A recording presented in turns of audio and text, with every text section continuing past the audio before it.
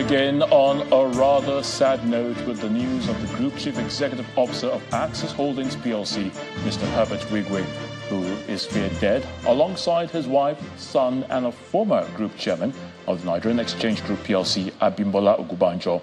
They are reported to have been involved in a helicopter crash at about 10 p.m. on Friday near a small town in California's Mojave Desert. The helicopter, said to have 6 people on board, was en route to Boulder City in Nevada.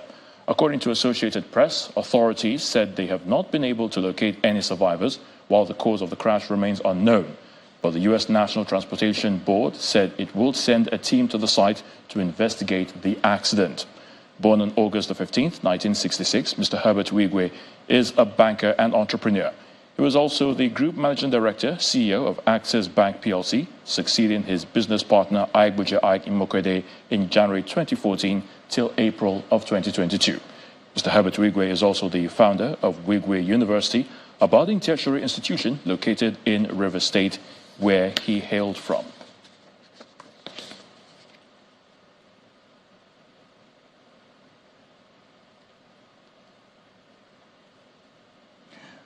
We'll have more on Mr. Herbert Wigwe later in the bulletin. But back here in Nigeria and to the fight against oil theft, operatives of the Nigerian Navy ship NNS Pathfinder have discovered an illegal crude oil refinery complex deep in the creeks of Rivers State. The commander, Commodore Desmond Igbo, while speaking to journalists at the site, estimates that the refinery, which is made up of 15 different sites, has the capacity to process about 2.7 million liters of crude. In a related development, this time in Akwa Ibom State, operatives of the Nigerian Navy have also arrested 10 persons suspected to be involved in oil bunkering and impounded a vessel carrying a product suspected to be crude oil. Operatives of the Nigerian Navy leaving their base in Port Harcourt in their ship NNS Pathfinder. They're on their way to an illegal crude oil refining site deep in the creeks of Degema local government area of Rivers State. On arrival at the mangrove swamps, they embark on a very precarious walk through the marshlands and muddy wetlands. Eventually, they get to the site where there are signs of a massive illegal crude refining operation.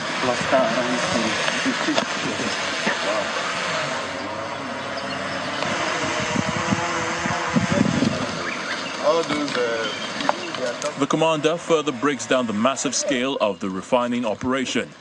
In pursuance of Chief of Naval Staff and crude oil theft mandate he gave us, that we must ensure that the theft of Nigerian oil must be reduced to barest minimum.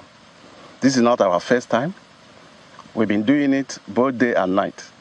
And after here, we have other places. We are going to go to those areas and also ensure that they do not continue in this illicit business. In neighboring Akwa Ibom State, the Nigerian Navy has also intercepted a vessel with 7,000 barrels of suspected stolen crude oil.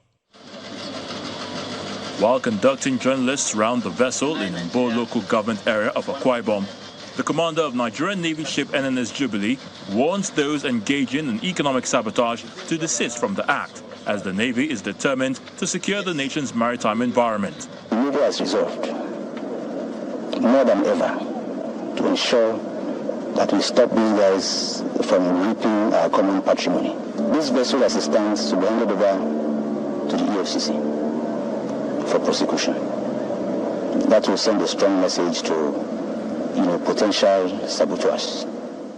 With reports suggesting that about 400,000 barrels of crude oil being stolen on a daily basis, it becomes imperative for those responsible for securing the maritime space to step up the game and stop the menace. Meanwhile, it appears the kidnappers who made many residents of the FCT sleepless are now feeling the heat from the security operatives. This comes as the intelligence response team of the Nigeria police says it has neutralized many notorious kidnappers, including a kingpin, Musa Wada Magaji, in an operation conducted around the Mape area of Abuja. A statement by police spokesperson ACP Olumoyiwa Adejobi explains that the killing of the bandits followed an attack on their hideouts by police officers. According to him, the armed bandits engaged the police operatives in a gun battle that lasted for about 30 minutes, which left many of the bandits dead, while one of the police operatives sustained bullet wounds. Items recovered from the hideout include mobile phones, multiple SIM cards, charms, and hard drugs, which the police say are pieces of evidence aiding ongoing investigations.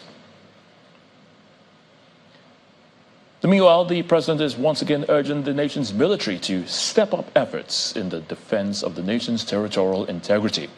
President Bola Tinubu, who acknowledges that although the war against insecurity is not over, relative progress is being recorded across the major flashpoints in the country due to the various military operations and other interventions by other security agencies. He was speaking at the 60th anniversary celebration of the Nigeria Defense Academy in Kaduna State, where he also commended them for their dedication to duty and sacrifice to the country. The trooping and presentation of colors ceremony is a high point of celebration to mark the 60th anniversary of the Nigerian Defense Academy.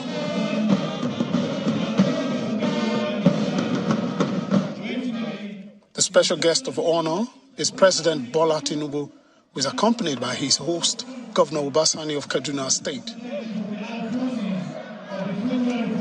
The event is attended by the service chiefs as well as members of the Federal Executive Council and federal lawmakers. The president reviews the colorful parade mounted by troops of the academy.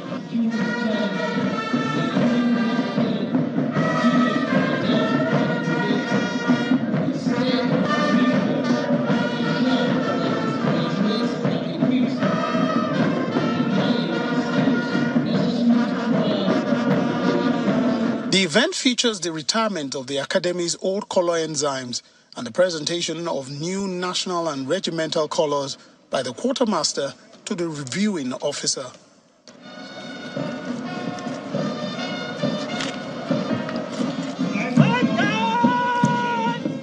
In line with military tradition, the officers display a colorful march past, both in slow and quick march.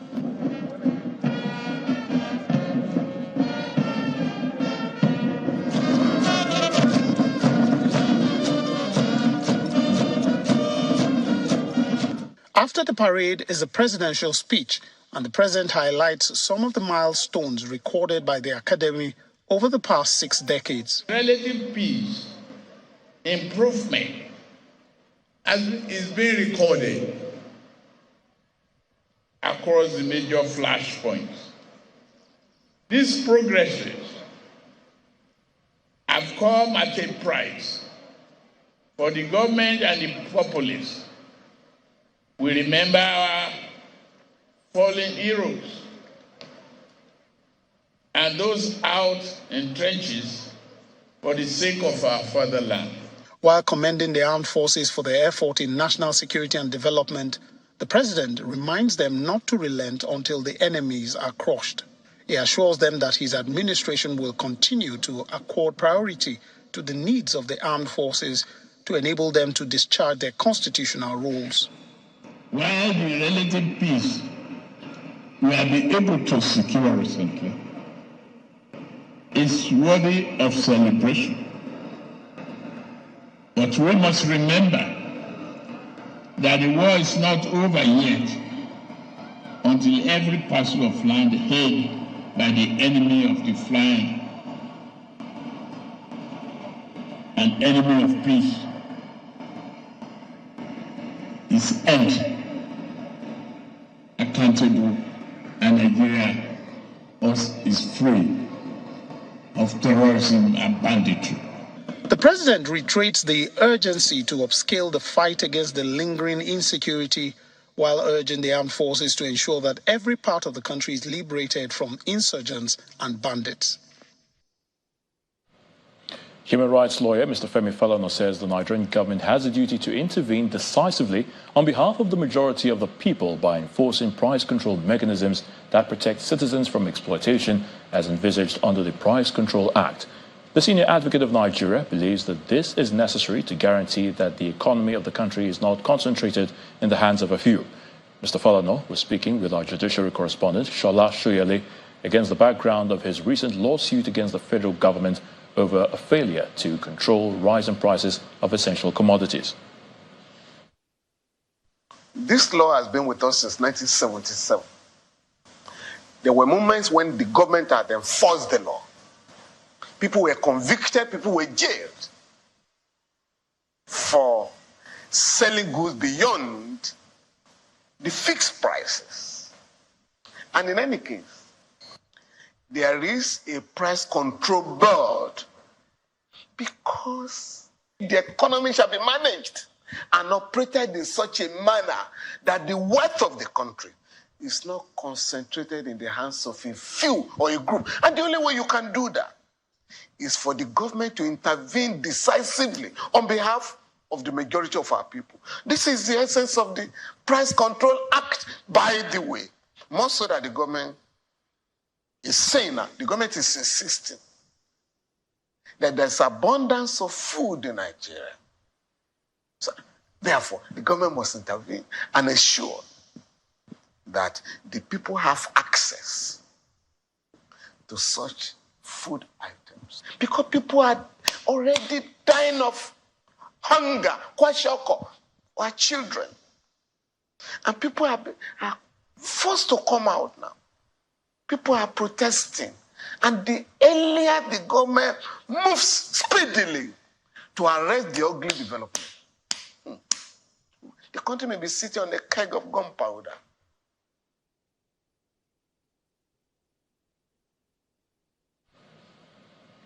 In part two, after the break, the EFCC declares wife of former CBN Governor Margaret Emefiele and 3 other persons wanted for alleged financial crimes. So stay with us.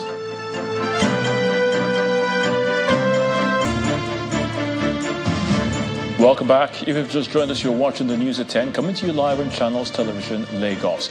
A reminder of our top stories. Nigerians and the business community mourns as the Group Chief Executive Officer of Access Holdings PLC, Herbert Wigwe, is feared dead, alongside his wife and son, as well as a former group chairman of the Nigerian Exchange Group PLC, Abimbola Ogubanjo, in a helicopter crash in the U.S.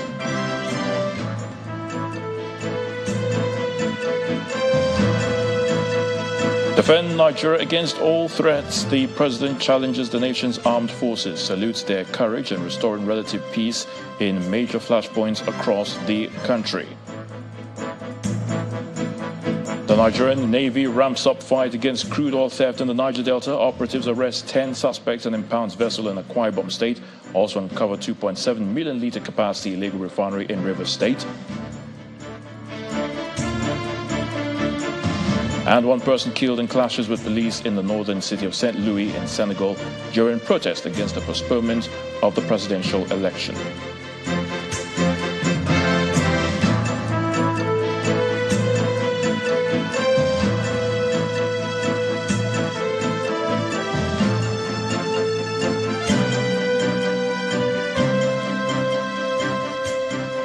In other stories, the Economic and Financial Crimes Commission, the EFCC, has declared the wife of former Central Bank Governor Margaret Emefiele wanted for alleged financial crimes.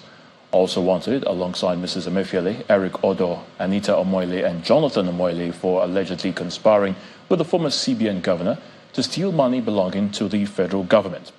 This is contained in a mugshot published by the Anti-Graft Agency, where details of their offences were listed, with the EFCC appealing that anyone with information on their whereabouts should contact its nearest command or the nearest police station.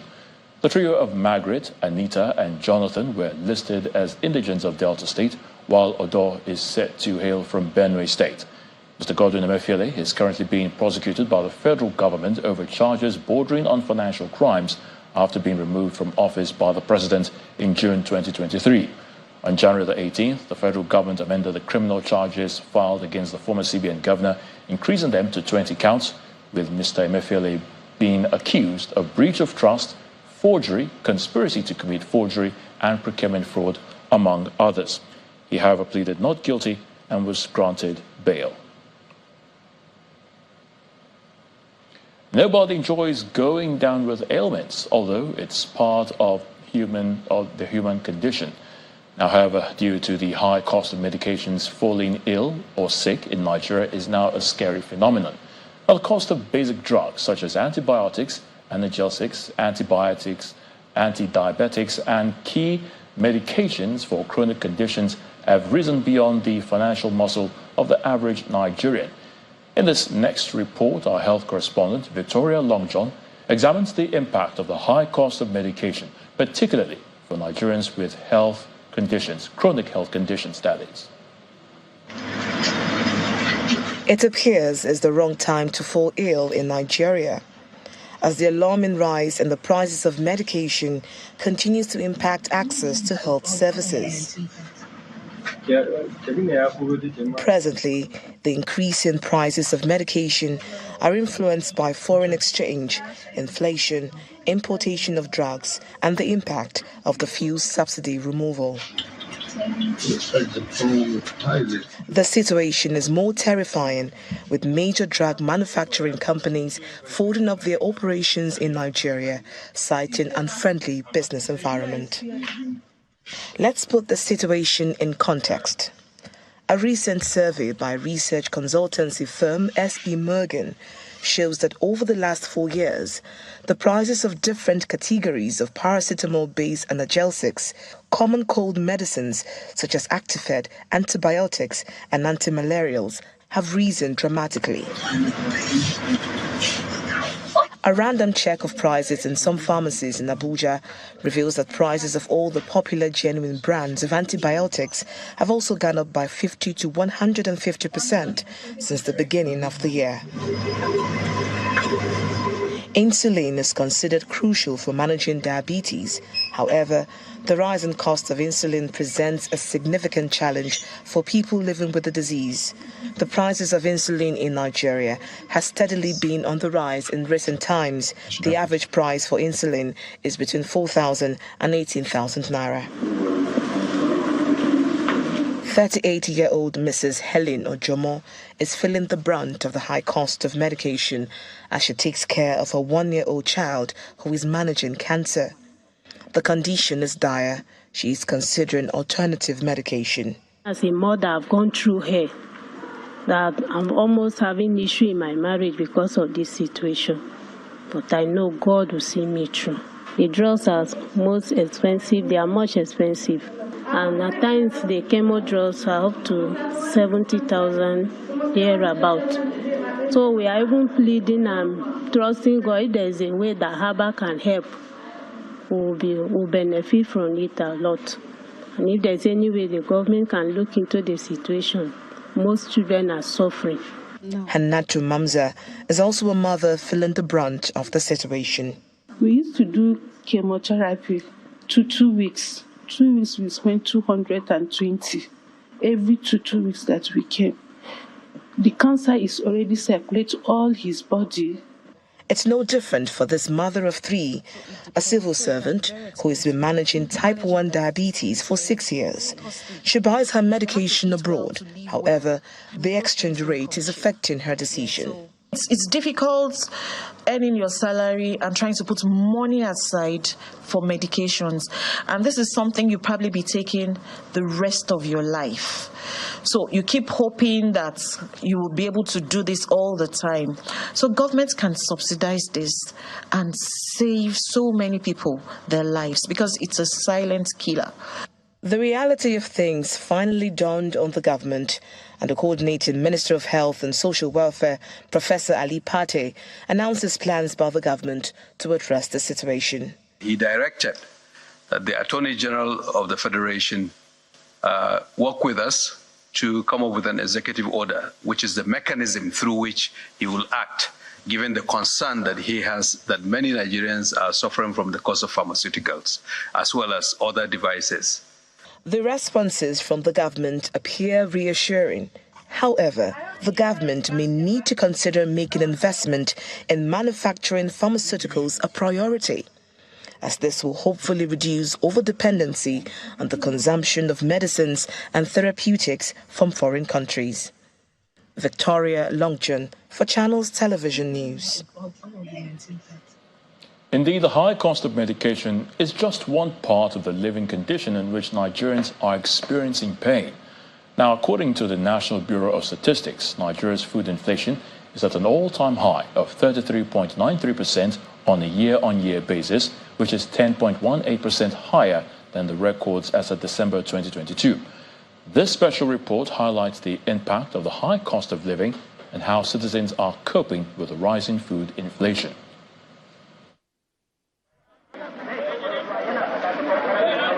Food is a necessity for humanity. However, this basic need is becoming difficult to afford for many Nigerians following the rising cost of foodstuff, including vegetables, staples such as garri, rice, and yam.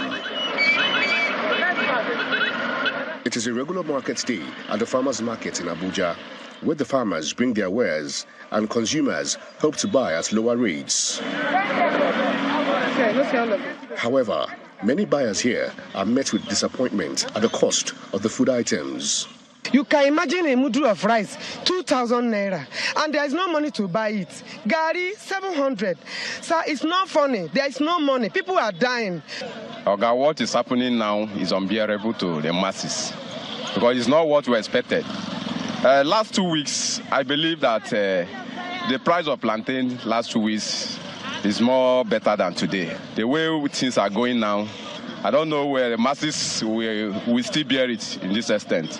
For some other buyers, it's mixed feelings of anger and frustration. People are suffering like never before. Bag of rice is 70,000. I'm not only talking about the bag of rice.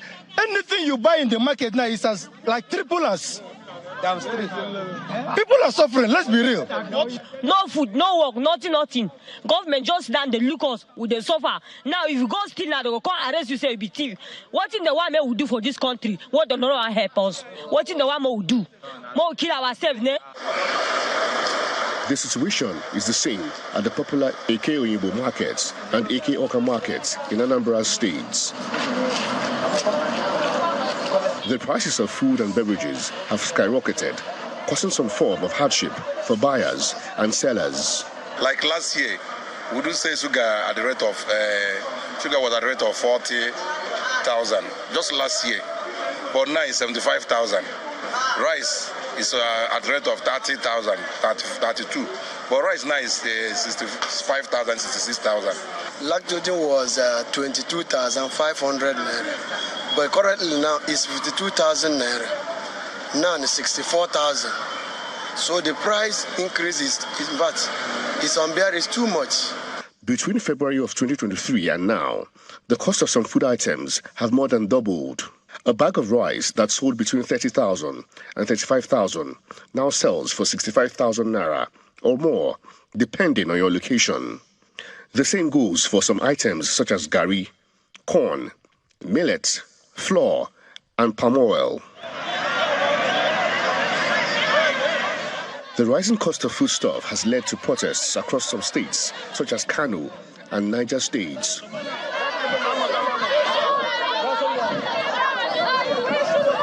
The high cost followed the removal of fuel subsidy and the high rate of the foreign exchange. Analysts point to the implementation of the economic policy under the present administration. It is not about setting up a committee. It is about rejigging the entire economic policy framework and the way we are implementing some of these policies. Even if you open up your reserves, how hungry Nigerians are today, in the next 1 month, that reserves will be empty. However, the federal government continues to defend some of its policies towards addressing the high cost of living. When you look at inflation, a large element is food inflation. In fact, food inflation accounts for 33% of the consumer price index. The bold measures that were taken are resonating around the world. We go to the IMF meetings, UNGA meetings, G20 meetings, and there is nothing but pride and admiration and deep respect for the courage that has been shown economically in Nigeria. The United Nations Sustainable Goal 2 targets ending hunger and ensuring access to nutritious food by the year 2030. The present situation, however, does not suggest that that is possible. Nigerians are hoping that the impact of the policies pays the nation in the long run. In Edo State, the People's Democratic Party, the PDP, has conducted its national delegates election across the 18 local government areas of Edo State. The chairman of the 5-man electoral committee from the party's national secretariat and deputy governor of Delta State, Monday Onyeme, addressed journalists at the state party secretariat in Benin City, the Edo State capital, on his assessment of the exercise in some councils.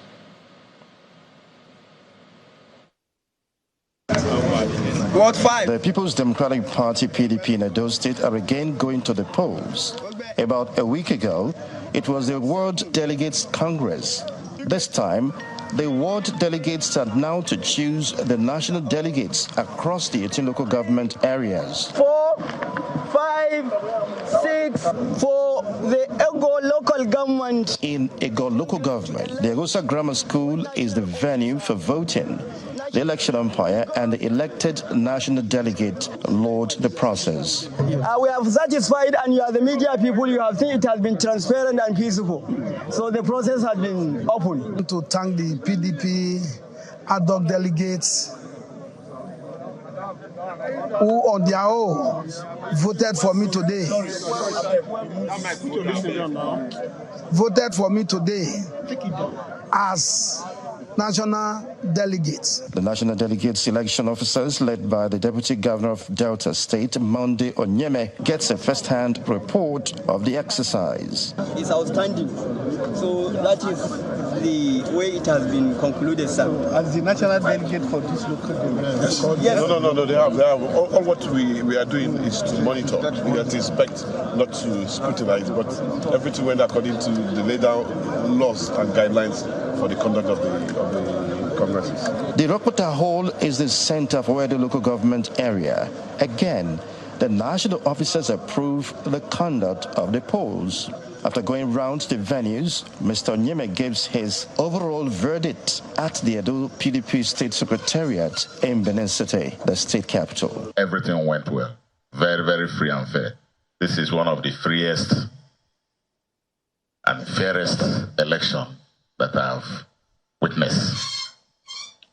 And I want to commend the people of Edo State, especially our members in the PDP, for conducting a very hitch-free election to elect the national delegates. The national delegates election is part of the process of choosing delegates who in turn will choose the candidate of the People's Democratic Party, PDP, at the September 21st Edo governorship election.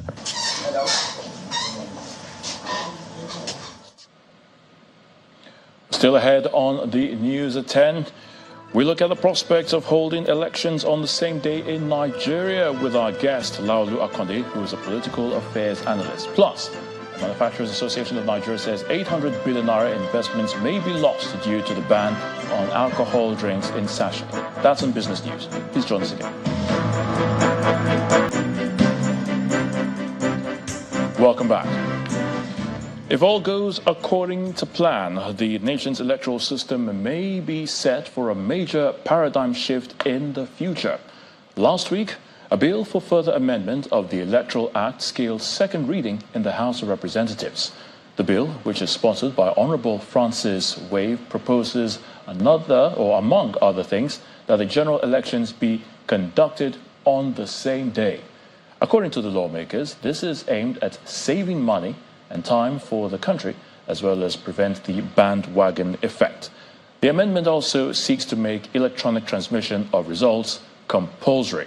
What difference will all this make in meeting the desire of Nigerians to have a more transparent and credible electoral process? So joining us live from our Abuja studio to discuss this is Channels Television's political affairs analyst, Mr. Laolu Akonde. You're welcome to the News at 10.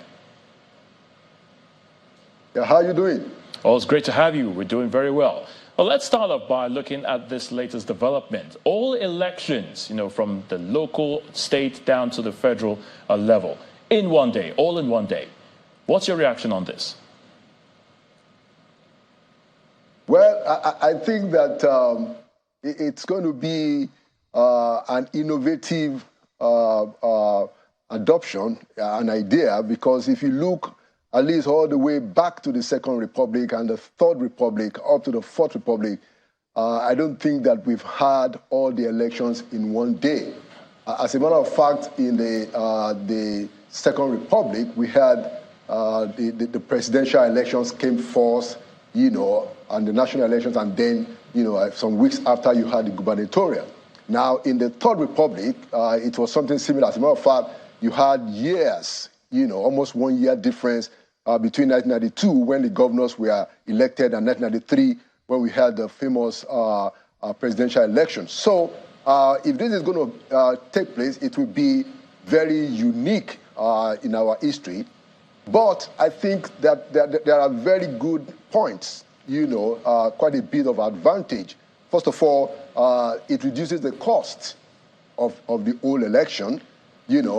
Secondly, it's possibly going to be more convenient for the voters, and maybe that can even help get more of the people in the electorate to vote. And then, of course, there's also the collateral that is avoided, because then, people can do other things. They don't have to wait for 2 months to suspend economic activities, at times academic activities, social activities. So that if you have it in one day, you can avoid reduction of economic activities and other things.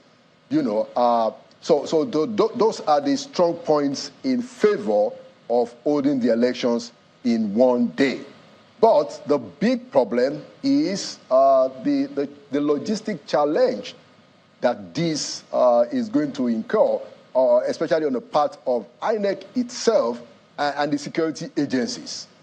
So if you look at the balance of it, if INEC and the security agencies are able to deliver properly, if they're able to manage the terrain and the geographical issues, then it might be something that is worthwhile for us to try, especially because more voters may actually be involved.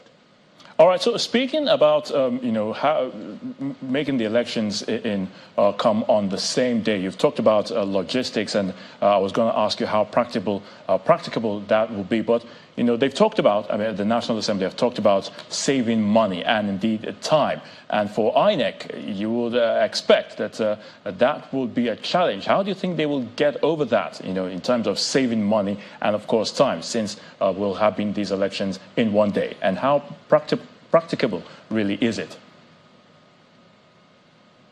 Yeah, so I will really think that it's going to be quite a bit of a challenge for INEC and the security agencies, for the simple reason that, like I said, we haven't done this in a long time in our history. Go all the way back to 1979.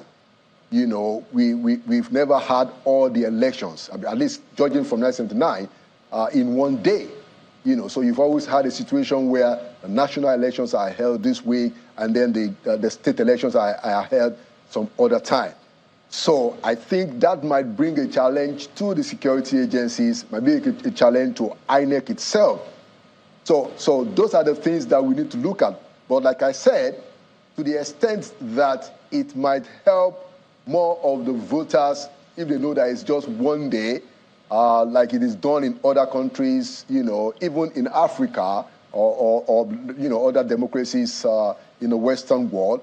Everybody knows, for instance, in the US, that there is a Tuesday, in November, when the elections are going to hold. So that can help get the people out. But we really, really have to depend on the preparation and the ability of INEC and the security agencies to be able to get all these things done in one day. It is very practicable, and I think it's a novel idea that we should explore. Which brings me to the question of technology. I mean, we can not whisk away that aspect, and perhaps technology can play a key role in what you've been talking about, especially the electronic transmission of results, which the amendment, as we understand, seeks to make compulsory. What's your reaction about that? Is that going to be something that we can really hold on to? Yes. So just like is generally the case, technology does have the ability to make difficult things easier. So I imagine that if we have an electronic transmission of result, that might reduce some of the logistic challenges of having to have collation centers here and there, and the movement of materials from one place to the other. So technology will be an advantage that can actually make this happen. However, the flip side of that is that the infrastructure for the technology has to be top-notch so that we don't have a repeat of a situation where, like we had in February last year, when you had to deal with a situation where what was promised could not be delivered. So we have to be sure that the technological infrastructure is in place. But all told, technology can actually facilitate us having election in one day. And like I said, this is a novel idea that we should explore as a people. Mr. Laolo Akonde, Channel's political affairs analyst, we thank you so much for your thoughts on the news. Thank you. Let's move on to Bauchi State now, where Governor Bala Mohammed has pledged to extend his infrastructure development drive to every corner of the state. He made this known during the groundbreaking ceremony for 14 roads spanning the 3 senatorial districts in Bauchi State. Now, the roads are expected to connect various communities and enhance transportation, stimulate the economy, and improve the overall standard of living for the residents of the state. Our correspondent, Hajira Aliyu, reports.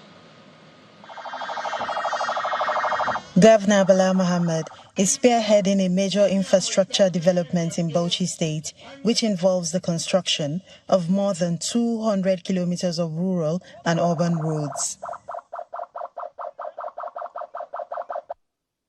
The governor kicked off the ambitious initiative with a groundbreaking ceremony in Darezu local government area of Bauchi Central Senatorial District as he officially inaugurates construction of the 22-kilometer Darezu-Gabchari road, awarded at the cost of over 2.6 billion naira.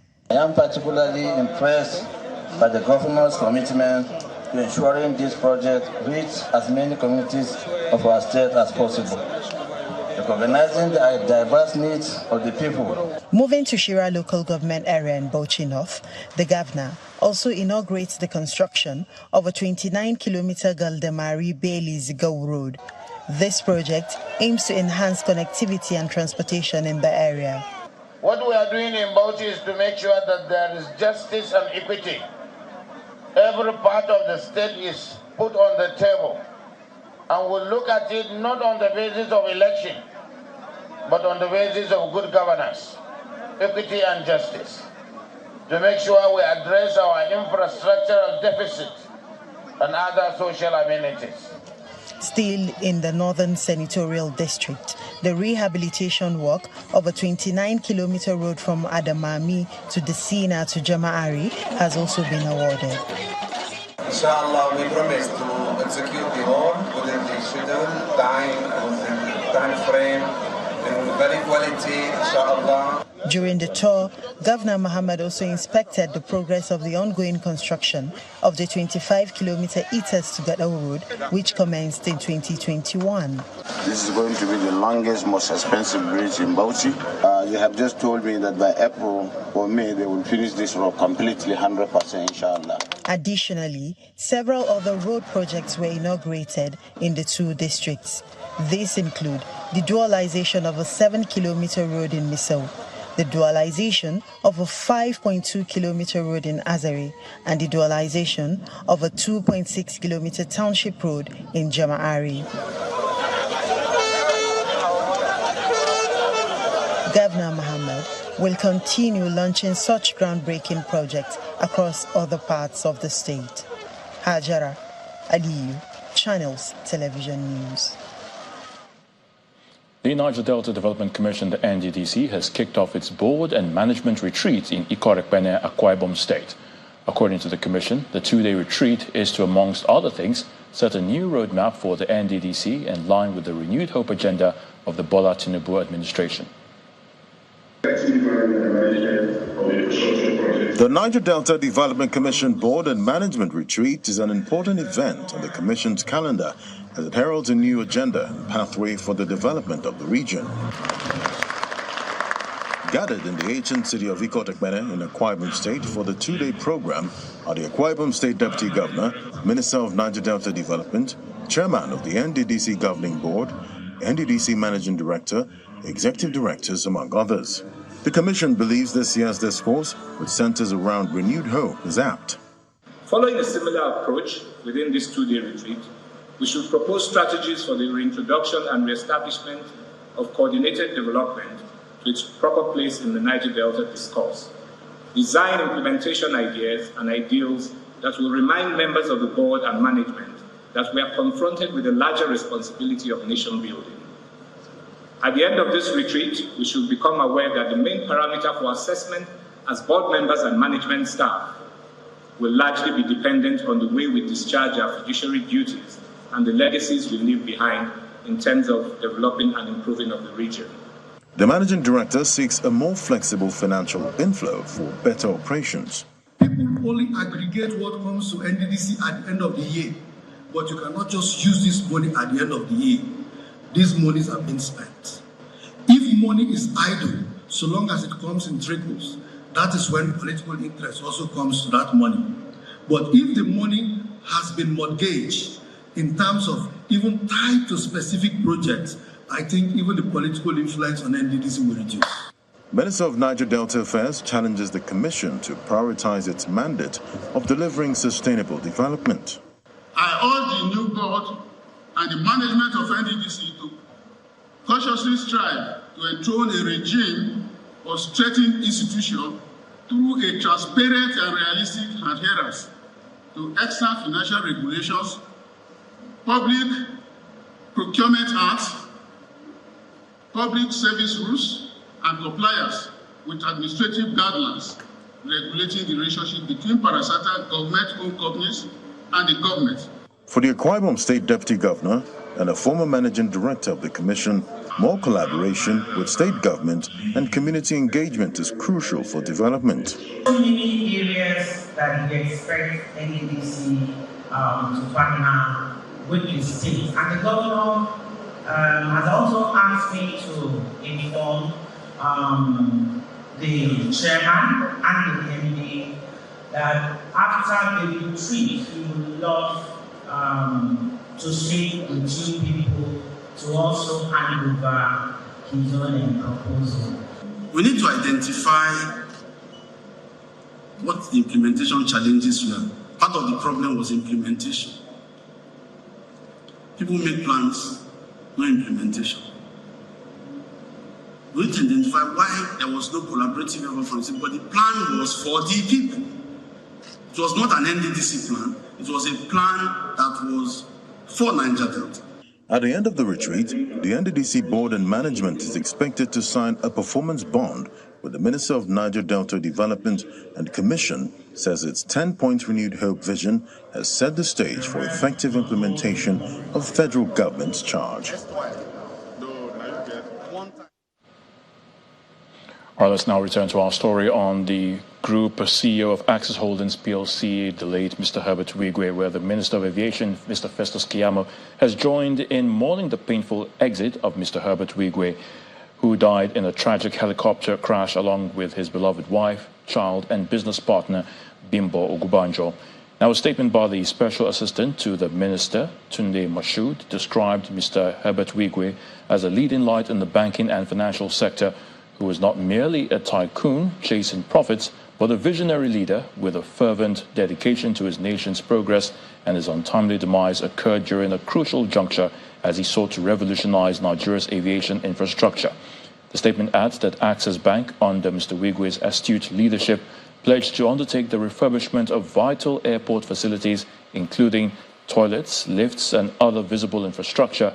In exchange, the bank secured a visibility barter agreement, signaling a strategic partnership aimed at enhancing both customer experience and national pride. According to Mr. Kiyamu, Mr. Wigwe's passion for his country's aviation sector was palpable, as his enthusiasm was not merely a business facade, but a genuine commitment to fostering progress and excellence, adding that his unwavering dedication to his country and his indomitable spirit serves as an inspiration to us all.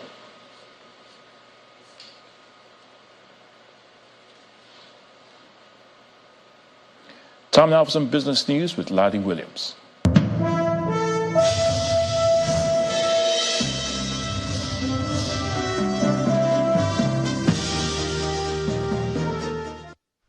Thanks, Ayo. In business news, the Federal Ministry of Industry, Trade and Investment working to attract investment into the oil, gas and energy sectors with a target of creating over 1.8 million jobs. This was at the fore of a meeting between the Minister, Dr. Doris Uzoka-Anite, and stakeholders in the special economic zones in Nigeria. Dr. Uzoka-Anite also used the opportunity to share plans on creating job centers where Nigerians can easily access available opportunities. The meeting was at the Office of Bank of Industry in Nigeria's Federal Capital Territory in Abuja. And the Manufacturers Association of Nigeria has raised concern over the recent ban imposed on production of spirit drinks in sachets and PET bottles of less than 200 ml by the National Agency for Food and Drug Administration and Control in order to protect underage persons' consumption of alcohol. The association says banning spirit drinks in sachets will endanger 500,000 jobs and hurt billions of naira investments while engaging stakeholders at the Manufacturers Association House.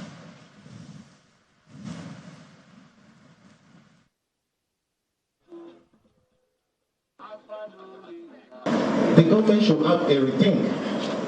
Access control.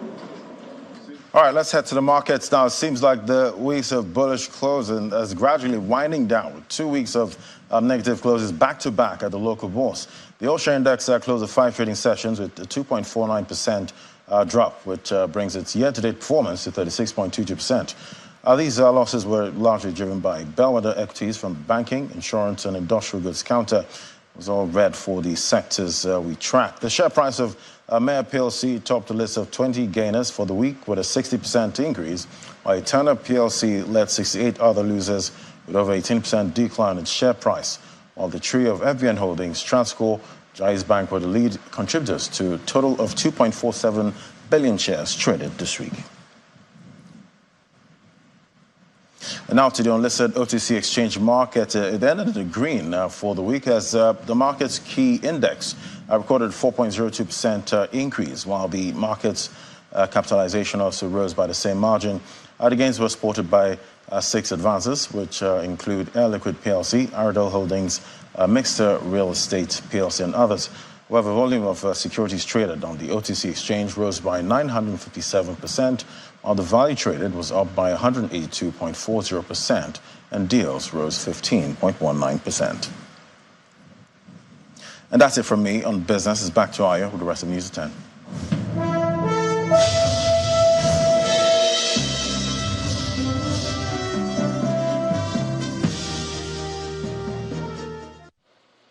Many thanks, Laddie. Kenya's Bernard Sang and Ethiopia's Yurisa Kabene have won the men and women's events at the 2024 Access Bank Lagos City Marathon. With victories at the 2024 Access Bank Lagos City Marathon, both runners have qualified for this year's Olympics in Paris. At 5:59 a.m., the umpire shoots his gun, signaling the start of the 2024 Access Bank Lagos City Marathon at the National Stadium in Surulere, Lagos. 23 refugees from different parts of the world compete with 109 elite athletes as the 42-kilometer race enters its second stint as a gold label competition. Kenya's Bernard Sang crosses the finish line at Eco Atlantic, Victoria Island in 2 hours, 16 minutes and 48 seconds to win the men's event.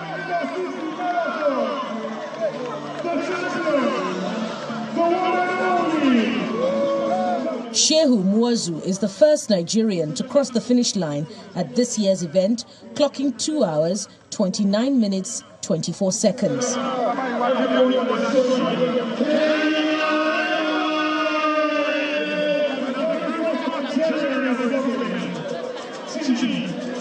In the women's event, Ethiopia's Yurisa Kebene outpaces Kenya's Margaret Agai and Sharon Sharob to win the top prize. The organizers reaffirmed their commitment to supporting social causes, boosting the economy and empowering Nigerians using the marathon as a platform. We want to continue to develop the economy of the Lagos State and the country by making sure that this marathon plays its role in driving healthy living, in driving funds for charity, and in driving sustainability for the environment. Lagos is always on the map, and showing that sports is also part of the component is good for our country and is good for our state. So we will be known for various things, sports, tourism, and the rest. Like I was saying, when people come to our country, they not only buy our food, they also relate with us as Nigerians. So we form relationship. Both Sang and Kebene receive $30,000 each for the achievement and also qualify for this year's Olympics in Paris. It's now time for some sports news with Victoria Longjohn.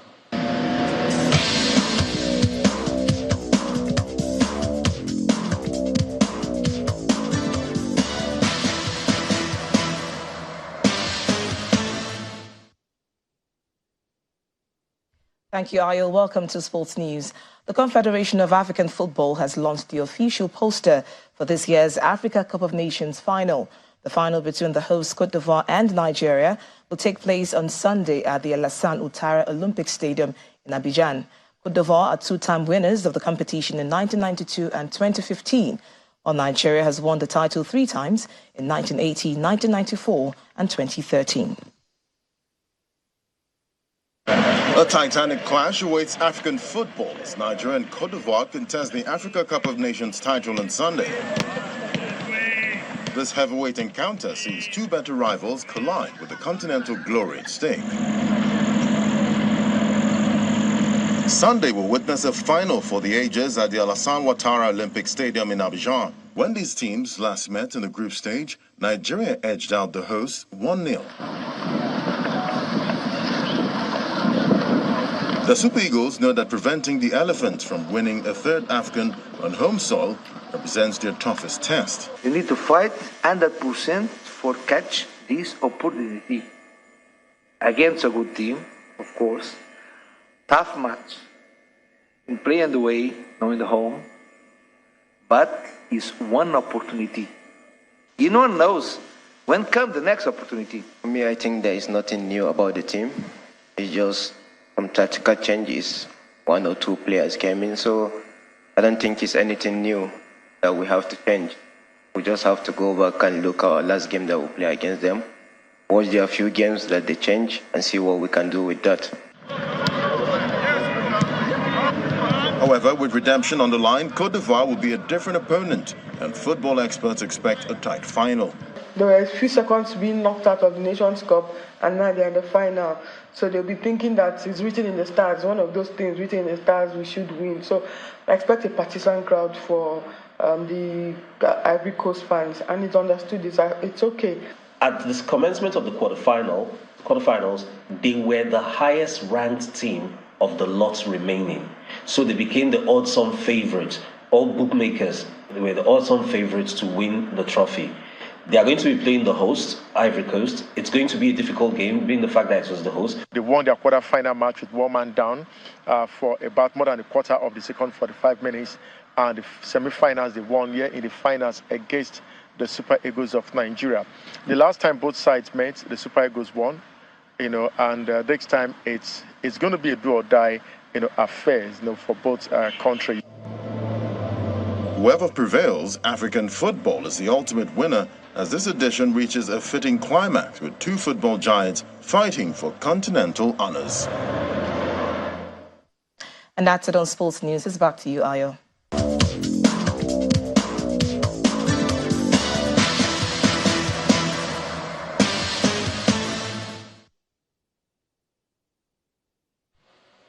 Many thanks, Victoria.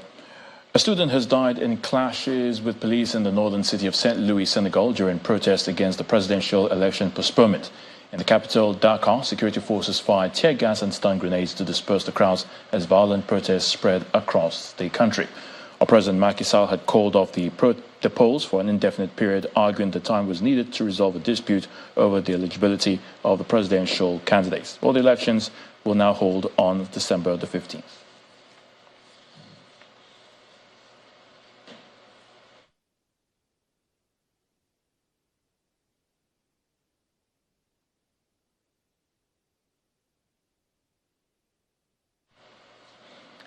And the main news again. Nigerians and the business community today mourned the death of the Group Chief Executive Officer of Access Holdings PLC, Mr. Herbert Wigwe, his wife and son, as well as the former Group Chairman of the Nigerian Exchange Group PLC, Abimbola Ogunbanjo, who have died in a helicopter crash in the United States. Now, the Minister of Aviation, Mr. Festus Keyamo, has paid tribute to Mr. Wigwe, whom he described as a leading light in the banking industry. Also, the Governor of Edo State, Governor Godwin Obaseki, has mourned Mr. Wigwe and described the air crash as shocking. And that's the news at 10 tonight. Thank you so much for watching. I'm Ayo Tunde. You have a good night.